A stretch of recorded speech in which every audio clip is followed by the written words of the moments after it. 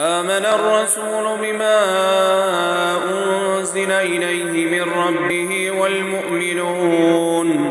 كل آمن بالله وملائكته وكتبه ورسله لا نفرق بين أحد من رسله وقالوا سمعنا وأطعنا غفرانك ربنا وإليك المصير لا يكلف الله نفسا إلا وسعها لها ما كسبت وعليها ما اكتسبت ربنا لا تؤاخذنا إن نسينا أو أخطأنا ربنا ولا تحمل علينا إصرا كما حملته على الذين من قبلنا ربنا ولا تحملنا ما لا طاقة لنا به واعف عنا واغفر لنا